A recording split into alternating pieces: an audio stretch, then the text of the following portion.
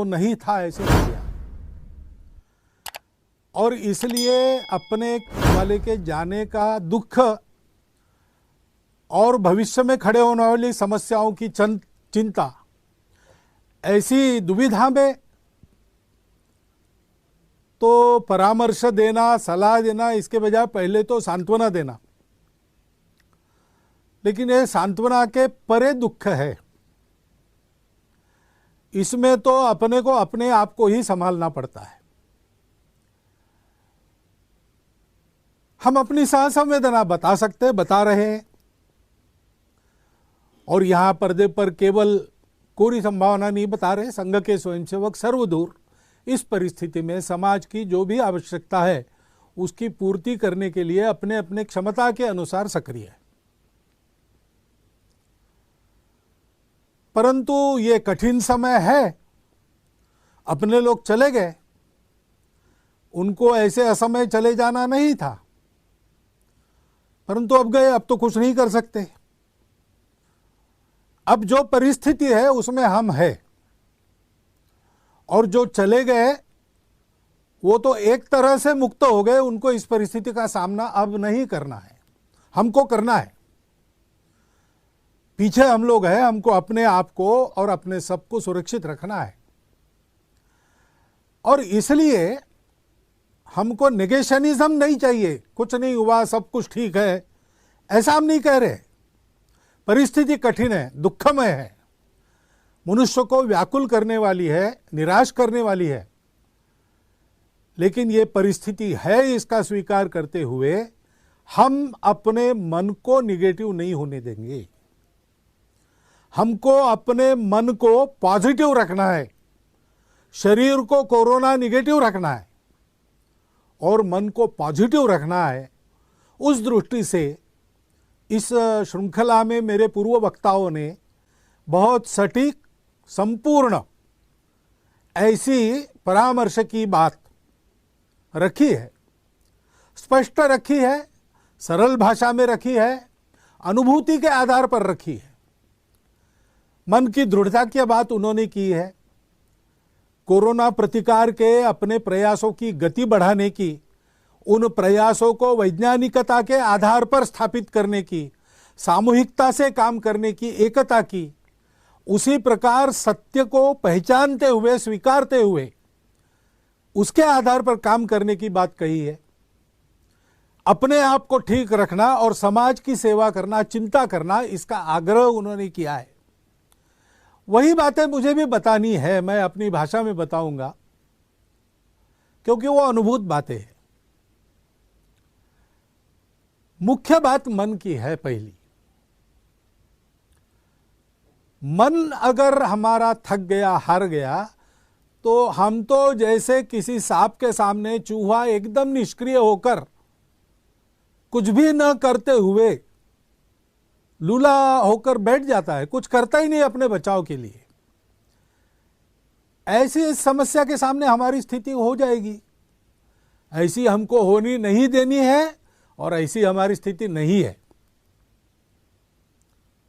हम कर रहे हैं, सारे चित्र को देखते हैं तो जितना दुख है उतनी ही आशा है। ऐसे परिस्थिति में समाज की कुछ विकृतियां बाहर आती है, बात सही है, लेकिन जितनी विकृति बाहर आ रही उससे अधिक सत्कृति बाहर आ रही। बहुत से लोग सब प्रकार के, सब आर्थिक स्तरों से, समाज पर यह संकट है, सब पर संकट है, इसका भान रखकर स्वयं की भी चिंता कर रहे हैं और उनसे जितनी बनती है उतनी समाज की भी चिंता करती है। ऐसे उदाहरण बहुत हो रहे हैं कि अपनी चिंता किए बिना दूसरों की चिंता, दाई नीड इज ग्रेटर, इस प्रकार की वृत्ति का दर्शन समाज कर रहा है। इसको हमने ध्यान में रखना चाहिए। निराशा की परिस्थिति नहीं है, लड़ने की परिस्थिति है, कठिन परिस्थिति है, लेकिन परिस्थिति तो अपने मन के प्रतिभाव पर निर्भर करती है। क्या ये निराशा, ये रोज 10-5 लोगों के, अपरिचित लोगों के जाने के समाचार का सुनना, मीडिया के माध्यम से परिस्थिति बड़ी विकराल है, उसका घोष निरंतर सुनना, ये हमारे मन को उदास बनाएगा, कटु बनाएगा, ऐसा नहीं होता। ऐसा होने से विनाश ही होता है। ऐसा अभी तक हुआ नहीं है मानवता के इतिहास में, इसलिए ऐसी सब प्रकार की बाधाओं को लांघकर मानवता आगे बढ़ी है, अब भी बढ़ेगी। संघ के संस्थापक डॉक्टर हेडगेवार, उनकी किशोरावस्था में उनके माता पिता दोनों, ऐसी ही महामारी चल रही थी नागपुर में प्लेग की, उसमें स्वयं की चिंता किए बिना समाज के लिए काम करते थे। उस समय तो दवाइयां भी नहीं थी।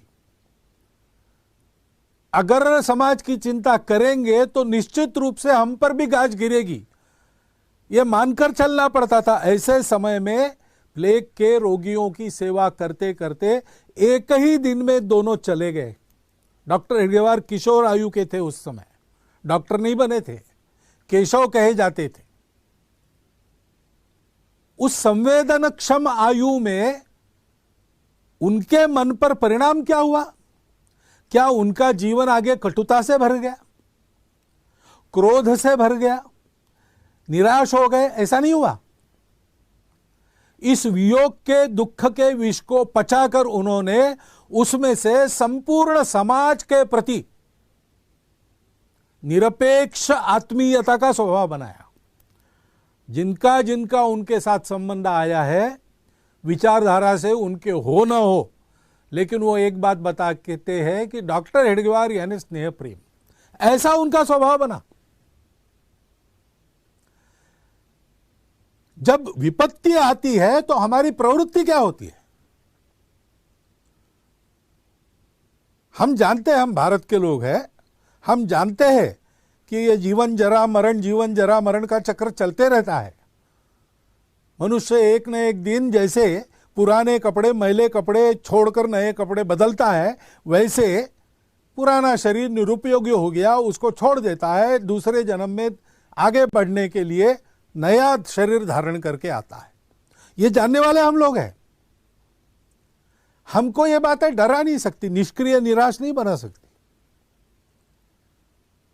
ब्रिटेन के पंतप्रधान बने चर्चिल, उसके बाद उनके कार्यालय में उनके टेबल पर एक वाक्य लिखा रहता था। वो वाक्य क्या था? Please understand that there is no pessimism in this office. We are not interested in the possibilities of defeat. They do not exist.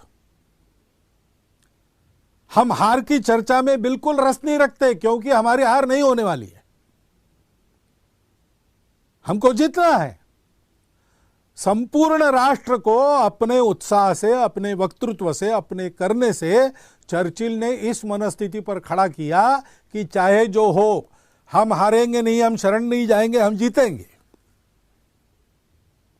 और वो जीते, विपरीत परिस्थिति में जीते। उस समय का डाटा अगर फीड करते कंप्यूटर में, तो कंप्यूटर कहता कि इंग्लैंड बेचिराग हो जाएगा। लेकिन लगातार महीना भर दिन रात बम के रेड़ों को झेलकर ब्रिटेन की जनता ने अपने देश को केवल टिकाया नहीं, तो उस शत्रु को पूर्ण परास्त किया। ये क्यों हुआ? क्योंकि ये प्रवृत्ति ही ऐसी थी। सामने जो संकट है, जो दुख है, जो अंधकार है, उसको देखकर वो निराश नहीं हुए, उन्होंने उसको एक चुनौती मान लिया। हमको भी ऐसा संकल्प करके इस चुनौती से लड़ना है और संपूर्ण विजय इस पर पाएंगे, तब तक सतत प्रयास करते रहना है। संकल्प की दृढ़ता का जैसे महत्व है, वैसे प्रयास के सातत्य का महत्व है। पहली लहर आने के बाद हम सब लोग जरा गफलत में आ गए। क्या जनता, क्या शासन, क्या प्रशासन मालूम था? डॉक्टर लोग इशारा दे रहे थे, फिर भी थोड़े गफलत में आ गए, इसलिए संकट खड़ा हुआ। अब आगे तीसरे लहर की चर्चा कर रहे हैं, तो डरना है क्या उस चर्चा के कारण? डरना नहीं है। अगर वो आती है तो जैसे चट्टान पर टकराकर सागर की लहर चूर चूर होकर वापस लौटती है, वैसे उस आपत्ति को लौटना पड़े, ऐसी तैयारी हमको करनी है। ये प्रवृत्ति चाहिए, उसकी आवश्यकता है। और उस दृढ़ता के साथ सतत प्रयास हमको करने हैं। समुद्र मंथन के समय कितने ही रत्न निकले, लेकिन उन रत्नों के आकर्षण से प्रयास बंद नहीं हुए, मंथन चलता रहा। हलाहल विष जैसी भीति भय उत्पन्न हुआ, लेकिन उसके कारण भी प्रयास से विरत नहीं हुए। अमृत प्राप्ति होने तक प्रयास चलते रहे। और इसलिए सुभाषित में कहा है, रत्नैर महाहैर स्तुतुषुर्न देवा, उससे तोषित नहीं हुए, तुष्ट नहीं हुए। न भेजिरे भीम विषयम भीतिम, हलाल जैसा कराल विष, उसके कारण भी डरे नहीं। सुधाम विना न प्रयोयुर्विराम, अमृत मिलते तक उनके प्रयास चलते रहे। न निश्चितार्थात विरमंती धीरा, धीर लोग जो रहते हैं, धैर्यवान लोग रहते हैं, वो प्रयास सतत जारी रखते जब तक उपलब्धि होती नहीं पूरी की पूरी। हमको वैसे करना है। और स्वाभाविक आपत्ति सारी मानवता पर है। भारत को अपना उदाहरण रखना है, पूरे भारत को एक समूह के नाते सारे भेद भूलकर दोष गुणों की चर्चा अभी उसको विराम देकर, उसके लिए बाद में समय मिलेगा। अभी तो हमको सबको एक टीम के नाते काम करना है, मिलकर काम करना है। गति बढ़ाने की बात श्रीमान अजीम प्रेम जी ने की, स्पीड चाहिए। वो स्पीड कैसे तैयार होगा? सब लोग परस्पर एक टीम बनकर काम करेंगे। अभी पिछले बार पूना शहर में और इस बार भी उस शहर के उद्योजक, बड़े व्यापारी, प्रशासन के लोग, डॉक्टर लोग, अस्पतालों के कर्मचारी, जनता के संगठनों के प्रतिनिधि, सब ने मिलकर एक समूह बनाया पीपीसीआर नाम का, और बहुत अच्छी तरह से अत्यंत कठिन परिस्थिति का सामना करके उसमें से वो निकल आए।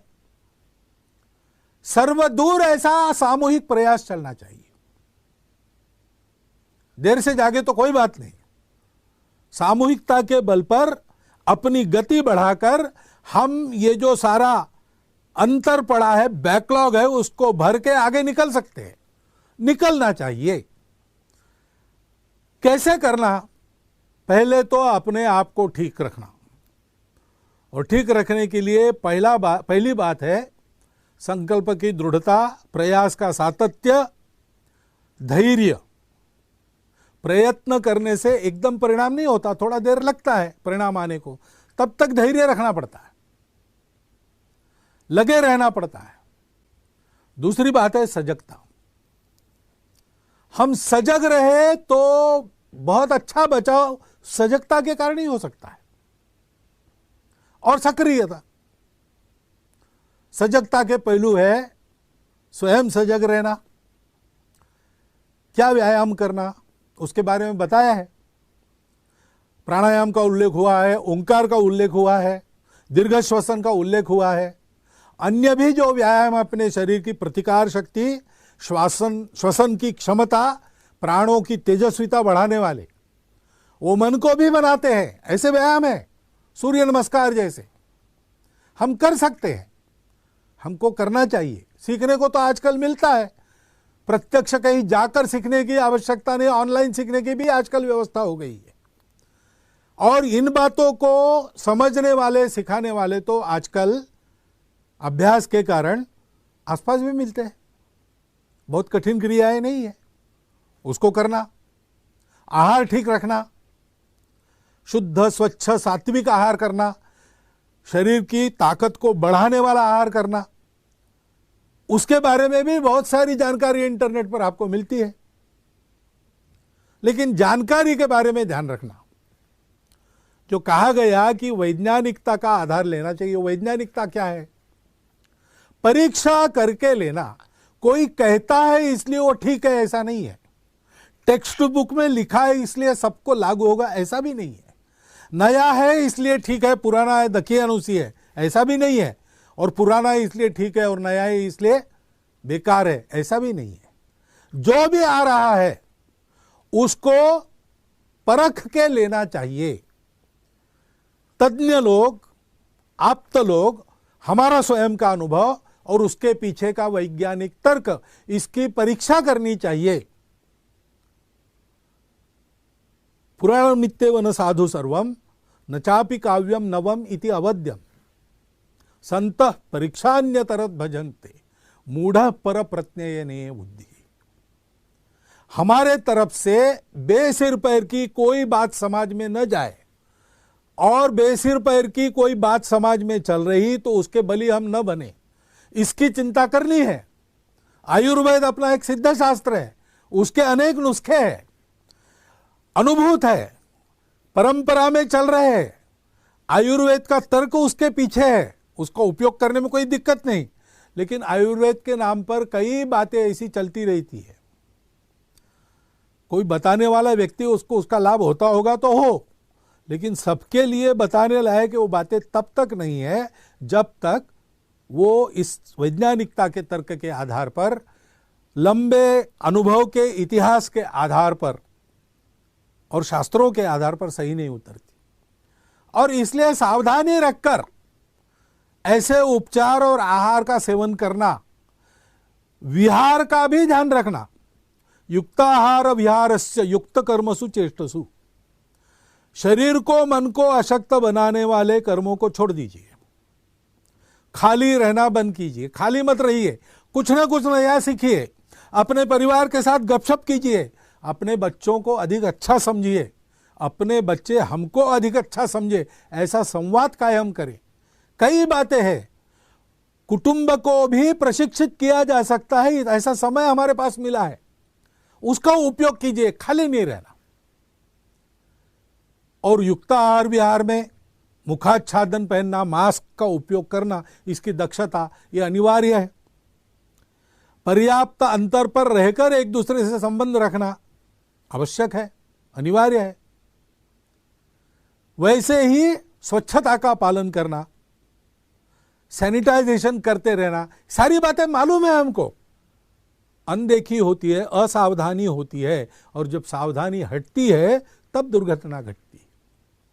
इसलिए सजगता रखना। थोड़ी सी आशंका हो गई कि कुछ गड़बड़ है तो उपचार के लिए संकोच मत करना। कुछ लोग कोरोना का पॉजिटिव होना बड़ी बदनामी मानकर छुपा के रखते हैं, जल्दी उपचार नहीं लेते, अस्पताल में जो वातावरण रहता है उसके डर के मारे एडमिट होने में आनाकानी भी करते हैं। और दूसरा सिरा यानी भय के कारण अनावश्यक उपचार करते हैं, अनावश्यक एडमिट होते। तब यह होता है कि जिसको वास्तविक जरूरत है उसकी जगह बुक हो जाती है, उसको नहीं मिलती। और इसलिए तुरंत वैद्यकीय सलाह लेकर वह जैसा कहते वैसा करना, निसंकोच करना। समय पर इसके उपचार होते हैं तो बहुत कम उपचारों में, बहुत कम दवाइयों में प्राथमिक सावधानियां बरतने से भी इस बीमारी से आदमी बाहर आ सकता है। इसलिए उसकी चिंता करनी चाहिए। और ये हम कर रहे हैं, जो जो हमारे संपर्क में आते हैं उन सबको बताना चाहिए, उनसे करवा लेना चाहिए। जन प्रबोधन और जन प्रशिक्षण का बड़ा महत्व है। हम अपने स्तर पर, अपने संपर्क के दायरे में जो जो आते हैं उनसे ये संवाद कर सकते हैं। और जन प्रबोधन, जन जागरण के प्रयास जो लोग कर रहे हैं उनके कार्य में भी सहभागी हो सकते हैं। और प्रत्यक्ष सेवा करनी है। जिनके स्वास्थ्य पर कोरोना का आघात हुआ है उनकी सेवा करनी है, उनके लिए बेड चाहिए, व्यवस्था करनी है, ऑक्सीजन चाहिए, उपयोगी व्यवस्थाएं खड़ी करने में और सेवा करनी है। कई प्रकार की सेवाएं स्वास्थ्य को लेकर इसमें करनी है। पहली लहर में हमने कुछ की थी, अब कुछ अधिक प्रकार करने की आवश्यकता है। करने में बहुत लोग लगे हैं, हम उसमें सहभागी हो जाएं। बच्चों की शिक्षा पिछड़ने का ये शायद दूसरा वर्ष होगा, तो अनौपचारिक शिक्षा के माध्यम से वर्ष में फिर उनकी परीक्षा होगी कि नहीं होगी, प्रमोट होंगे कि नहीं, इसकी चिंताएं छोड़कर कम से कम वो ज्ञान जो वो 2 साल में प्राप्त करने वाले थे उसमें वो पिछड़ न जाए, इतनी चिंता समाज के नाते हम अपनी तरफ से कर ले। बाकी व्यवस्थाएं क्या होगी देखा जाएगा। ऐसे ही बहुत से लोग फिर से रोजगार बंद हो गया, जिनका हाथ पर पेट है, रोज का रोज कमाते, उनकी परिस्थिति बड़ी कठिन है, उनकी सुधि लेनी चाहिए। कम से कम वो भूखे ना रहे, उनके घर के लोग भूखे ना रहे, इतनी तो चिंता करनी चाहिए। हम अपने दायरे में जो लोग हैं उनको देख सकते हैं, उनकी क्या स्थिति है समझ सकते हैं, उनकी सेवा कर सकते हैं, और ऐसी सेवा देने वाले सब संगठन काम कर रहे हैं, उनके साथ हम भी लग सकते हैं। कल इसके कारण रोजगार की, कमाई की, आर्थिक क्षेत्र में हमारे पिछड़ने की, हमारे अर्थव्यवस्था की गति कम होने की समस्या खड़ी हो जाएगी। अनेक प्रकार से उसका सामना अभी से करना प्रारंभ करना पड़ेगा। स्किल ट्रेनिंग से लेकर सारी बातें, उसमें हम जितना कर सकते समाज के नाते और व्यक्ति के नाते हमको करना चाहिए। ऐसा रोजगार करने वाले लोगों को ढूंढकर उनसे खरीदना चाहिए। अभी गर्मी के दिन चल रहे, ठंडे पानी की मशीन घर में मत लगाओ। कोई मिट्टी का मटका बनाने वाला अगर है, उसका रोजगार आज मार खा रहा है, उसका मटका आप खरीदो। ऐसा हम विचार कर सकते हैं। ऐसा विचार करके बरतना और ऐसे प्रयास करने वालों के सारे इसमें सहभागी होना, ये सारी जो परिस्थिति की चर्चा हो रही और आने वाले परिस्थिति की चर्चा हो रही, वो पैनिक क्रिएट करने के लिए नहीं है, भीति क्रिएट करने के लिए नहीं है। वो तो हमको आगाह किया जा रहा है तैयारी के लिए। नियम, व्यवस्था और अनुशासन का पालन करते हुए हम चले, समाज को चलाएं, और ये सेवा हम करें, करने वालों के साथ समाज के नाते हम भी सहभागी हो।